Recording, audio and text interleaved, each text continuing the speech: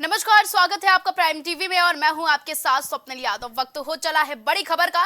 तो एक तरफ लोकसभा चुनाव का बिगुल बज चुका है, तारीखों का ऐलान हो चुका है और अब ऐसे में चुनाव होने में सिर्फ एक महीना बचा है। इसके मद्देनजर राजनीतिक दलों ने भी अपनी तैयारियों में तूल पकड़ लिया है। 7 चरण में होने वाले आम चुनाव के लिए 19 अप्रैल से मतदान शुरू होगा और इस बीच आज कांग्रेस कार्य समिति की बैठक होगी और जिसमें लोकसभा चुनाव के लिए पार्टी के घोषणा पत्र पर अंतिम रूप दिया जाएगा। तो सीडब्ल्यूसी की आज बड़ी बैठक होनी है और वहीं सूत्रों के हवाले से यह खबर सामने आई है कि यूपीओ के प्रत्याशियों के नामों का भी आज ऐलान हो सकता है। तो कांग्रेस आज सीडब्ल्यूसी की बैठक करेगी और इसमें आज यूपी के प्रत्याशियों के नाम पर भी मोहर लगा सकती है।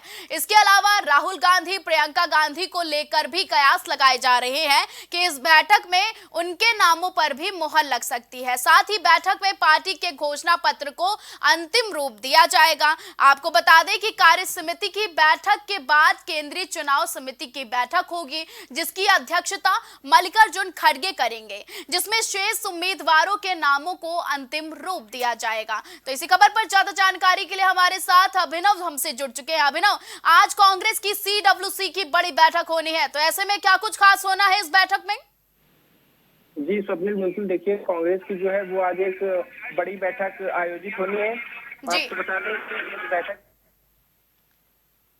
के बड़े नेता मौजूद रह सकते हैं और ये जो बैठक है ये काफी महत्वपूर्ण मानी जा रही है। आने वाले समय में किसी भी दिन जो चुनाव की तारीखें हैं उनकी घोषणा हो सकती है।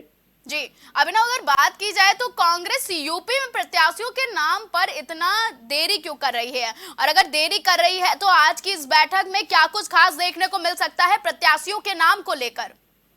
जी बिल्कुल देखिए, इंडिया गठबंधन में सीट बंटवारे के तहत कांग्रेस को 17 सीटें समाजवादी पार्टी ने चुनाव लड़ने के लिए दी हैं। अब इन्हीं 17 सीटों में रायबरेली और अमेठी की सीट भी शामिल है। सबसे ज्यादा जो जद्दोजहद हो रही है वो रायबरेली और अमेठी को लेकर हो रही है, क्योंकि यहाँ से अब तक जो है वो गांधी परिवार के सदस्य चुनाव लड़ते आए हैं और ये गांधी परिवार का गढ़ मानी जाती रही है। लेकिन शायद इस बार ऐसा पहला मौका हो सकता है जब गांधी परिवार का प्रत्याशी यहाँ से ना उतर। राहुल गांधी के अमेठी से और प्रियंका के रायबरेली से चुनाव लड़ने की लगातार प्रयास लगाए जा रहे थे। जी अभिनव, अगर बात की जाए तो राहुल गांधी और प्रियंका गांधी पर क्या कयास लगाए जा रहे हैं कि कहां से इनको सीट मिल सकती है, क्योंकि बड़ा लंबा समय हो गया है, अब जनता इंतजार कर रही है क्योंकि तारीखों का ऐलान हो चुका है। जी बिल्कुल देखिए, प्रियंका गांधी जो है वो रायबरेली से चुनाव लड़ सकती हैं, ऐसे कयास लगाए जा रहे हैं, क्योंकि रायबरेली से अब तक उनकी जो माता जी है वो सोनिया गांधी अब तक यहाँ से सांसद लगातार थी और उन्होंने इस बार तबियत का हवाला देके, खराब स्वास्थ्य का हवाला देके चुनाव लड़ने से इनकार कर दिया। तो फिर जो प्रियंका गांधी है ऐसे में वो यहाँ से लड़ सकती हैं। अमेठी से राहुल गांधी को पिछली बार स्मृति ईरानी के सामने शिकस्त मिली थी, तो ऐसे में राहुल गांधी अमेठी से चुनाव लड़ेंगे या नहीं लड़ेंगे, क्योंकि उनकी जो एक सीट है वो वायनाड तो क्लियर हो गई है, वहां से दक्षिण की एक सीट से वो चुनाव लड़ रहे हैं, लेकिन यूपी को लेकर लगातार अब तक संशय बरकरार है। वहीं बात करें तो कुछ अन्य नाम जो चर्चा में आ रहे हैं, यदि गैर गांधी परिवार से कोई चुनाव लड़ता है तो सुप्रिया सिन्नेत का नाम सामने आ रहा है, जो अमेठी से कांग्रेस की जो है वो प्रत्याशी हो सकती है। इसी तरह जो वाराणसी सीट की बात करें या रायबरेली की, तो यहाँ से पवन खेड़ा को चुनाव लड़ाया जा सकता है और कांग्रेस के प्रदेश अध्यक्ष अजय राय भी वाराणसी से चुनाव लड़ सकते हैं। तो इस तरह के तमाम जो है वो कयास लगाए जा रहे हैं। बहरहाल जो आज बैठक होनी है ये बहुत अहम बैठक है। इसमें जो कांग्रेस के राष्ट्रीय अध्यक्ष मल्लिकार्जुन खड़गे हैं वो शामिल होंगे और इस बैठक में यूपी की 17 सीटों को लेके अंतिम मोहर लगाई जाएगी प्रत्याशियों को लेके। जी अभिनव, अगर बात की जाए तो कांग्रेस आज घोषणा पत्र पर भी अंतिम रूप देने को है, तो ऐसे में बीते दिन हमने देखा था कि कांग्रेस अब वर्क रिपोर्ट मांग रही है, तो ऐसे में आज जो बैठक होने वाली है वो कितनी खास होने वाली है और इस बैठक में कौन कौन शामिल होने वाला है? अभिनव जी बिल्कुल देखिए, कांग्रेस की ये बहुत बड़ी बैठक आज आयोजित होनी, इसमें राहुल गांधी की बात करें या प्रियंका गांधी की बात करें और तमाम बड़े नेताओं को इसमें शामिल होने की चर्चा है। और इसके अलावा जो कांग्रेस के सीनियर लीडर हैं उत्तर प्रदेश के और आला कमान जो इनका मल्लिकार्जुन खड़गे हो चाहे अन्य नेता हो वो इसमें शामिल हो सकते हैं। जो इसमें मुख्य केंद्र बिंदु रहेगा वो यूपी की 17 सीटें रहेंगी और 17 सीटों में भी जो अमेठी और रायबरेली है इसको लेकर अलग से खास रणनीति बनाई जाएगी, क्योंकि राहुल गांधी इस बार यदि यूपी आते हैं तो वो यूपी में चुनाव हारना नहीं चाहेंगे। इसीलिए जो कांग्रेस है वो पूरी ताकत इस बार जो है इन 17 सीटों पर झोंकेगी। कई सीटों को लेकर लगातार कयास लगाए जा रहे हैं कि जो कांग्रेस है वो कई नाम की चर्चा सामने आती, कभी स्वामी प्रसाद मौर्य को, कभी नेहा सिंह राठौर को, कभी अन्य जो नेता है खेसारी लाल यादव, इस तरह के तमाम नेताओं की बात सामने आती कि उनको कांग्रेस चुनाव लड़ाने की तैयारी में। बहरहाल जो अब सामने जब प्रत्याशियों की पहली सूची आ जाएगी तो ये सब स्थिति स्पष्ट हो जाएगी कि कांग्रेस किसको टिकट दे रही है। लेकिन जो 17 सीटें हैं कांग्रेस को गई हैं, उन 17 सीटों पे सभी एक साथ प्रत्याशी देगी कांग्रेस, ये बात तय हो चुकी है। जी, अगर अभिनव बात की जाए तो तारीखों का ऐलान हो चुका है, आदर्श आचार संहिता लागू हो चुकी है, ऐसे में रैलियों का सिलसिला शुरू है और बैठकों का सिलसिला शुरू है, लेकिन जनता चाहती है कि अब जल्द से जल्द प्रत्याशियों के नाम उतार दिए जाएं। अभी कांग्रेस और कितना समय लेगी अन्य लिस्ट जारी करने में? जी बिल्कुल, देखिए जो आचार संहिता है वो तो लगातार पूरे देश में लागू हो ही चुकी है। इसके अलावा बात करें तो कल से 19 अप्रैल के लिए जो मतदान होना है, कल से उसके लिए जो नामांकन होने हैं प्रत्याशियों के वो शुरू हो जाएंगे। पश्चिमी यूपी से की कई सीटों पे हम बात करें, नगीना की, पीलीभीत की, इसके अलावा कई सीटों पे जो है कल पहला दिन होगा नामांकन का। और अब तक कई पार्टियां अपने प्रत्याशी नहीं तय कर पाई है। भारतीय जनता पार्टी ने भी पीलीभीत से अभी कुछ स्पष्ट नहीं की स्थिति। तो ऐसे में अगले 2 दिन जो है वो बेहद महत्वपूर्ण है। हम ऐसा मान सकते हैं कि जो कांग्रेस है वो अगले 24 से 48 घंटे के बीच में अपनी सूची जारी करेगी उत्तर प्रदेश की। और इस जो सूची है इसमें 17 की 17 सीटों पे वो अपने जो नाम है उनको फाइनल कर देगी, क्योंकि कांग्रेस से जुड़े सूत्र लगातार बता रहे हैं कि जो कांग्रेस है वहां पे 17 प्रत्याशियों का पैनल तैयार है, बस वो किसी वक्त जारी कर सकती है। और एक बार अंतिम मोहर आज की जो वर्किंग कमेटी की एक बैठक होनी है चुनाव समिति की दिल्ली में, उसमें इस पे फाइनल मुहर लगेगी। जी, ज्यादा जानकारी हमारे दर्शकों तक पहुंचाने के लिए अभिनव बहुत बहुत धन्यवाद।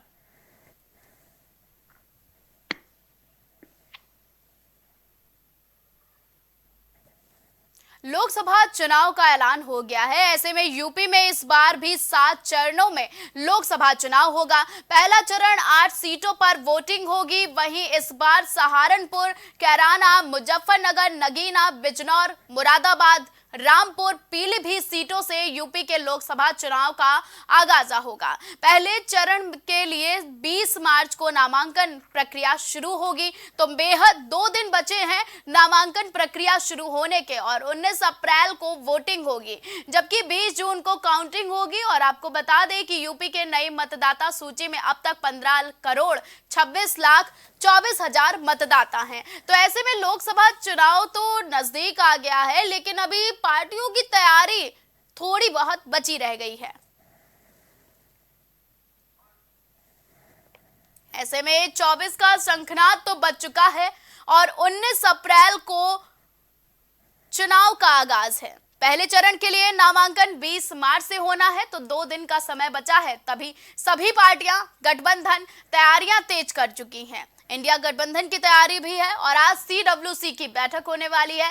वहीं बीजेपी ने बीते कल कोर कमेटी की बैठक बुलाई दिल्ली में और कई मुद्दों पर चर्चा की, क्योंकि अब कोई भी दल नहीं चाहता है कि किसी भी तरह की कोई कसर छोड़ी जाए। सभी दल कमर कस चुके हैं और आगे की तैयारियों में जुटे हुए हैं, क्योंकि 2 दिन ये बेहद अहम है और इन्हीं में ही निर्णय लेना है। तो लोकसभा चुनाव का ऐलान हो गया है, ऐसे में यूपी में इस बार भी 7 चरणों में लोकसभा का चुनाव होगा। इसी खबर पर ज्यादा जानकारी के लिए हमारे साथ हमारे सहयोगी राजेश जुड़ चुके हैं। राजेश, लोकसभा चुनाव का ऐलान हुआ है, तो ऐसे में 7 चरणों में चुनाव होना है, क्या खास होना है, क्या तैयारियां चल रही हैं सभी दलों की?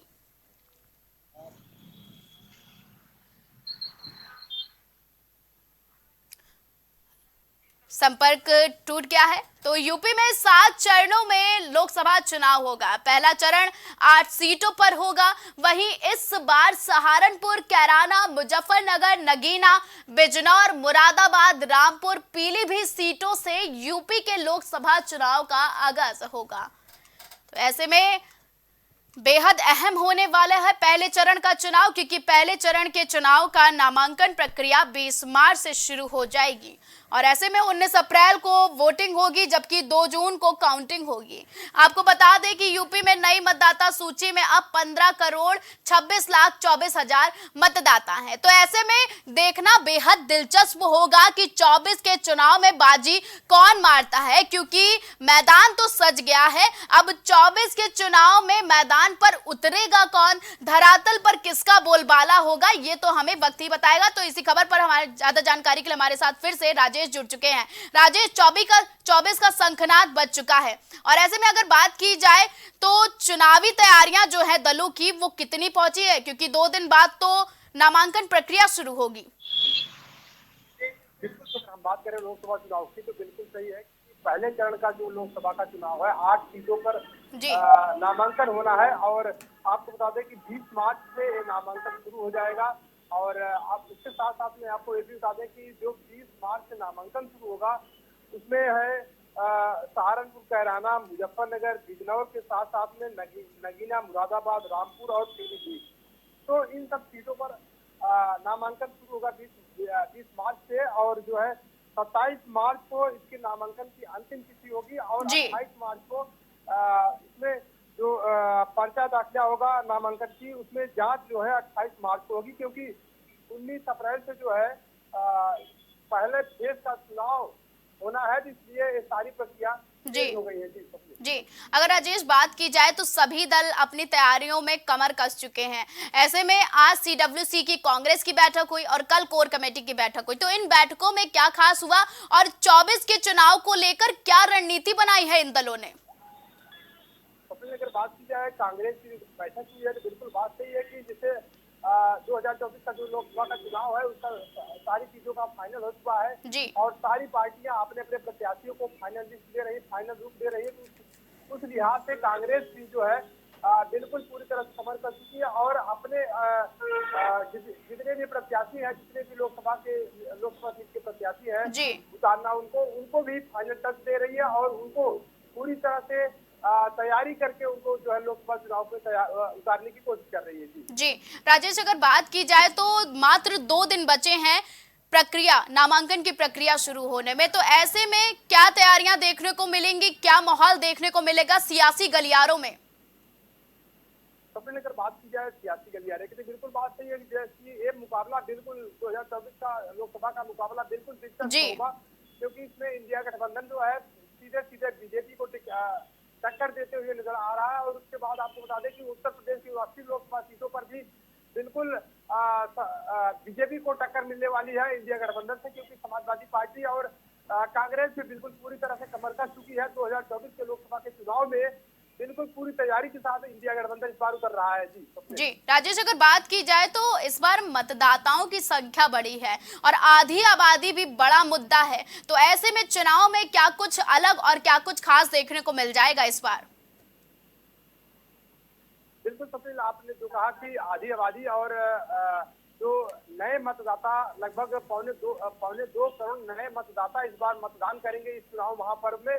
तो उसके साथ साथ में आपको बता दें कि नए मतदाता जो मतदान करने वाले हैं इस चुनाव महापर्व में, तो जाहिर सी बात है कि वो 18 वर्ष से ऊपर हो चुके हैं। और उसके अलावा आपको एक चीज ये भी बता दें कि जिस तरह से उत्तर प्रदेश से लेकर देश में जिस तरह से नौकरियों के लेकर जो युवा है वो रोडों पर आए हुए हैं और लगातार धरना प्रदर्शन दे रहे हैं, तो उसको देखते हुए जाहिर सी बात है कि 2024 का जो लोकसभा चुनाव होगा इसमें जो नए मतदाता जो युवा आए हैं, तो खास बात यही है कि इस बार उन युवाओं का फोकस जो है चुनाव में भर्ती प्रक्रिया को लेकर और सारी तरह की भर्तियों को लेकर और ज्यादा फोकस करेंगे चुनाव में। जी ठीक है, ज्यादा जानकारी हमारे दर्शकों तक पहुंचाने के लिए राजेश बहुत बहुत धन्यवाद।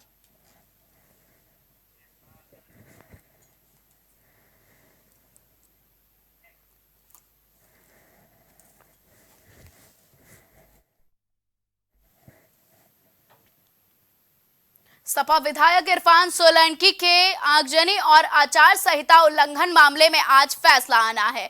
इसको देखते हुए विधायक को महाराजगंज जेल में तलब किया गया है। पहली MP MLA सेशन में और फिर लोअर कोर्ट में फैसले के लिए ले जाया जाएगा। इरफान सोलंकी पर आने वाले फैसले को लेकर अभियोजन और बचाव पक्ष दोनों अलर्ट हैं। वहीं अगर सोलंकी को 2 साल से ज्यादा की सजा हुई तो उनकी विधायकी भी चली जाएगी। तो ऐसे में समाजवादी पार्टी से रहे विधायक इरफान सोलंकी पर अब पुलिस नकेल कस रही है। तो आज सजा होनी है और ऐसे में अगर 2 साल से ज्यादा की सजा हुई इरफान सोलंकी को तो उनकी विधायकी भी उनसे छिन जाएगी। वहीं अगर बात की जाए इरफान सोलंकी पर आने वाले फैसले का अब लोग बेसब्री से इंतजार कर रहे हैं। जो उनके पक्ष में है और जो विपक्ष में है, दोनों ही अलर्ट मोड पर हैं। इरफान सोलंकी पर आज फैसला आ सकता है आगजनी मामले में और आचार संहिता उल्लंघन मामले में। आज सपा के विधायक रहे इरफान सोलंकी पर बेहद अहम फैसला आना है। तो इसी खबर पर ज्यादा जानकारी के लिए फोन लाइन पर हमारे साथ जितेंद्र वर्मा जुड़ चुके हैं। जितेंद्र, जानना चाहेंगे कि आज फैसला आना है, तो ऐसे में क्या माहौल दिख रहा है, प्रशासन की क्या व्यवस्थाएं हैं? जी, बात करें आज इरफान सोलंकी के वाले मामले में, तो आगजनी और आचार संहिता उल्लंघन मामले में आज इनका फैसला आना है। इसको देखते हुए विधायक को महाराजगंज जेल से आज सुबह 10:30 बजे तलब किया जाएगा। वहीं अगर बात की जाए सुरक्षा व्यवस्था को लेकर, तो सुरक्षा व्यवस्था को लेकर भी पुलिस की तरफ से कड़े प्रबंध किए गए हैं ताकि कोई भी दिक्कत ना हो सके। जी जितेंद्र, अगर बात की जाए तो विधायक के जो पक्ष में लोग हैं, उन्होंने कुछ दिन पहले नमाज अदा की थी और उनके लिए दुआएं भी मांगी थी। ऐसे में क्या लग रहा है कि आज कुछ देखने को मिलेगा, क्योंकि पक्ष के लोग लगातार विधायक के सपोर्ट में है? जी बिल्कुल, कह सकते हैं कि जिस तरीके से लोग उम्मीदें तो जिस तरीके से जता रहे थे, उसको देखते हुए अब ये तो कोर्ट पर निर्भर करता है, कोर्ट क्या फैसला देता है। लेकिन कहीं ना कहीं अगर वो दोषी पाए जाते तो जरूर उनको सजा जरूर हो सकती है। जी जितेंद्र, क्या लगता है कि आज क्या फैसले आने की संभावनाएं जताई जा रही है, क्या कयास लगाए जा रहे हैं? जितेंद्र जी, बात करें फैसले को लेकर, तो फैसले को लेकर लोगों जो उनके सपोर्टर हैं, उनको तो कहीं ना कहीं उम्मीद है कि इरफान सोलंकी को राहत मिलेगी। लेकिन देखने वाली बात यह है कि अब जिस तरीके से जो उनके ऊपर आरोप इससे लगे हुए हैं, उसको देखते हुए क्या निष्कर्ष निकलता है, ये तो कोर्ट फैसला करेगी। आज उसके बाद ही पता चलेगा क्या मामला निकल के सामने आता है। जी, ज्यादा जानकारी हमारे दर्शकों तक पहुंचाने के लिए जितेंद्र बहुत बहुत धन्यवाद।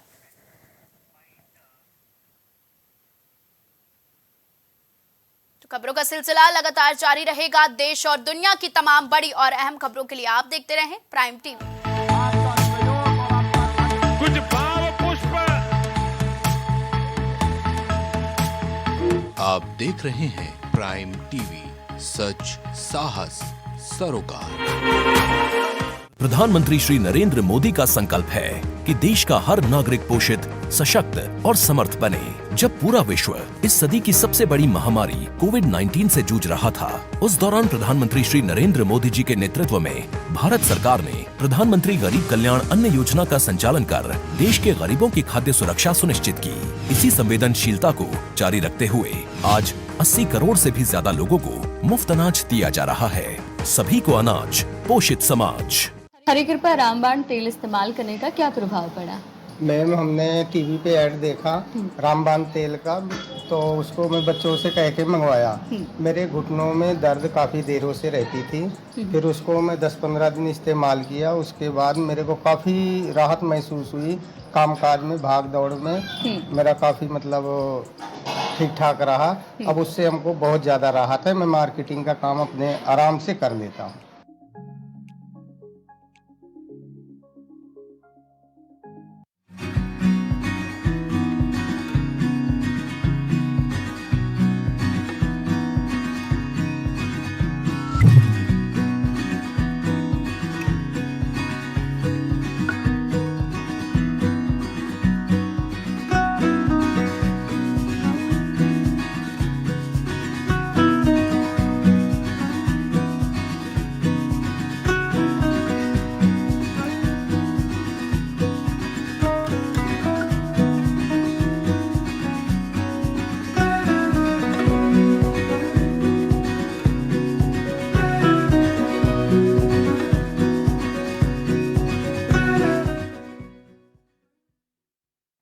अगर आप करना चाहते हैं अपने बिजनेस को प्रमोट, तो इसके लिए आपको चाहिए होगा एक सपोर्ट।